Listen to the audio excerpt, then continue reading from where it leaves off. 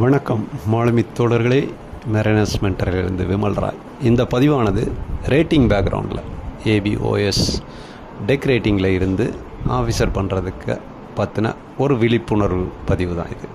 So இதுக்கு முன்னாடி எப்படி இருந்துச்சுன்னா, நம்ம டிஜி சிஸ்டம் ரேட்டிங் பேக்ரவுண்டில் இருந்து நீங்கள் ஆஃபீஸர் ஆகணும்னா first NWKO NCV navigating watch keeping officer இன் நியர் கோஸ்டல் வெசல்ஸ் பண்ணி, அதுக்கப்புறம்தான் உங்களுக்கு 12th இருந்தால் அதோட ஓரல்ஸ் கிளியர் பண்ணாமல் டைரெக்டாக FG எக்ஸாம்ஸ் கொடுக்குற மாதிரி ஒரு சிஸ்டம் இருந்துச்சு.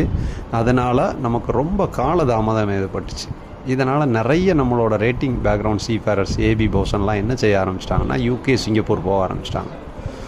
ஸோ அதனால் நம்ம டிஜி ஷிப்பிங் இதுக்கு ஏதாவது ஒரு மாற்று வழி ஏற்படுத்துன்னு சொல்லி இப்போ ஏப்ரல் 26 ஒரு டிராஃப்ட் சர்க்குலர் ஒன்று வெளியிட்டிருக்காங்க. என்னென்னா, இனிமே rating background 10th +2 any stream or any diploma degree ஏதாவது குவாலிஃபிகேஷன் இருந்தாலும் 36 மாதம் ஜி சர்வீஸ் இருந்துச்சுன்னா அவங்க டைரெக்டாக FG கொடுக்கலாம் அப்படின்னு ஒரு டிராஃப்ட் சர்க்குலர். அதுக்கு ஒரு ப்ரீ சி கோர்ஸாக போஸ்ட் சி கோர்ஸாக 6 months கோர்ஸ் ஒன்றும் ரெடி ஆகிக்கிட்டு இருக்குது. ஜூனில் அந்த ஆர்டர் இம்ப்ளிமெண்ட் ஆகும்னு எக்ஸ்பெக்ட் பண்ணுறோம்.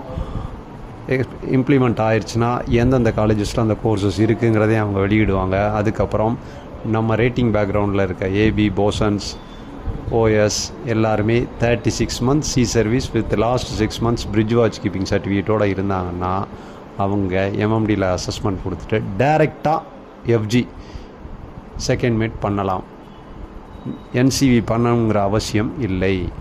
ஸோ இது டிஜி ஷிப்பிங் நமக்காக கொண்டு வந்திருக்கு. எதுக்காக அப்படின்னா, நம்மளோட காலதாமதத்தை விரயம் பண்ணாமல், நம்மளோட பணம் அனாவசியமாக செலவு பண்ணாமல், நம்மளோட இந்திய மாலுமிகள் இங்கேயே எக்ஸாம் பண்ணி இந்தியன் COCஸை பெற்றுக்கொள்ளலாம். இது போன்ற மற்றும்